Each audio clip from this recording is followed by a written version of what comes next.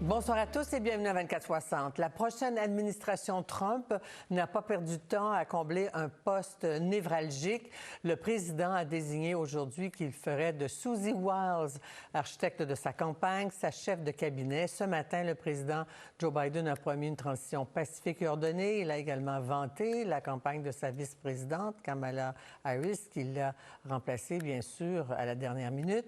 Alors, derrière les bons mots, l'heure est déjà à l'autopsie de la défaite démocrate, pour ne pas dire de la débâcle. Les uns accusent Joe Biden d'être resté trop longtemps, qu'il est le seul responsable de ce résultat. Les autres affirment que le parti a abandonné la classe ouvrière, sa base, et qu'il récolte aujourd'hui ce qu'il a semé. Les démocrates n'ont-ils qu'eux-mêmes à blâmer, ou Biden?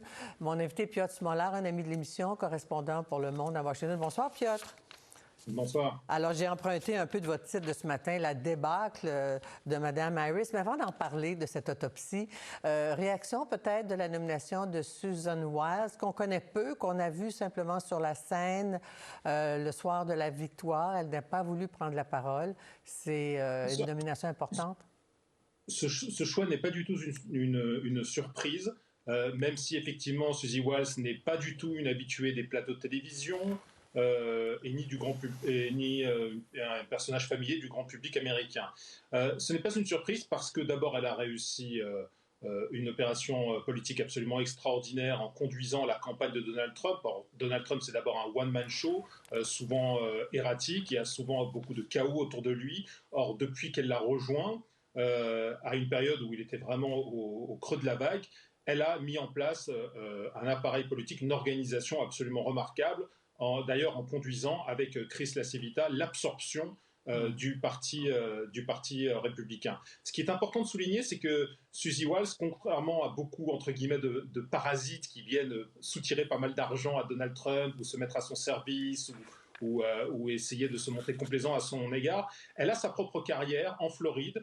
C'est une vétéran du parti républicain en Floride. Elle a mené beaucoup de campagnes là-bas. Elle avait une très forte réputation. Elle a permis d'ailleurs à Ron DeSantis de devenir gouverneur. Elle est très familière de Donald Trump. Elle a travaillé avec lui déjà au cours de ses campagnes précédentes. Et donc, Donald Trump la connaissait. Il l'a fait revenir parce qu'il avait à l'esprit ses qualités d'organisatrice, justement. Et donc, elle va certainement apporter une discipline au bureau ovale à la Maison-Blanche, si tant est que M. Trump décide de l'écouter. Mais ça fait déjà plusieurs années, donc ils se connaissent. Alors aujourd'hui, venons à cette autopsie, parce qu'on a entendu Mme Harris hier, M. Biden aujourd'hui. Qu'avez-vous pensé du discours de M. Biden qui définit Mme Harris comme une femme solide, qu'elle a du caractère? Alors, j'ai trouvé d'abord que le discours de Joe Biden se voulait exemplaire, exactement comme celui de Kamala Harris hier.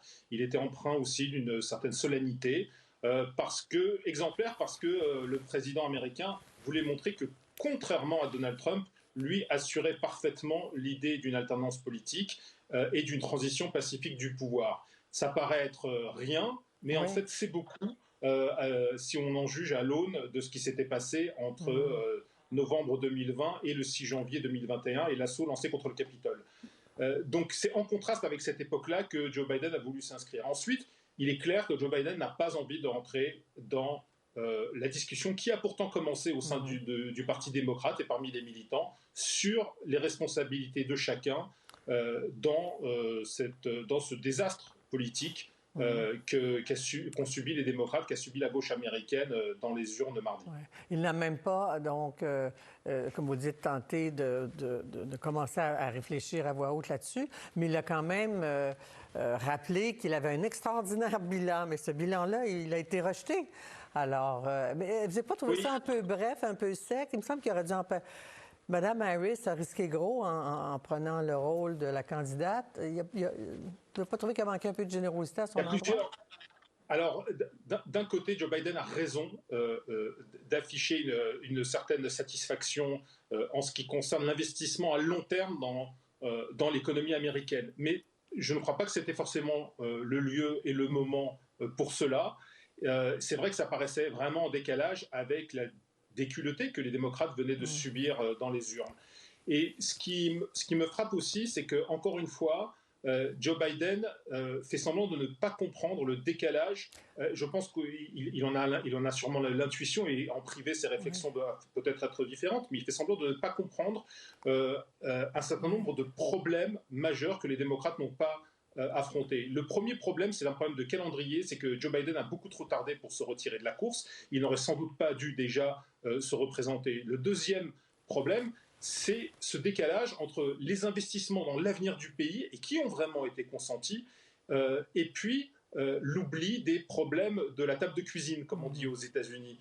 C'est-à-dire les problèmes de la vie quotidienne, le coût de la vie, le coût de l'immobilier, le coût du panier de la ménagère, le coût de l'essence aussi à la pompe. Tout cela, les démocrates l'ont beaucoup trop négligé, abandonnant ces sujets de vie quotidienne aux républicains. Et c'est pour ça qu'il y a ce vaste débat qui est déjà lancé aujourd'hui chez les démocrates, qui prend d'ailleurs différentes formes. Il y a ceux qui pensent avant tout en termes de tuyaux, en considérant que la communication n'a pas été bonne, ou l'incarnation politique n'a pas été bonne avec Kamala Harris.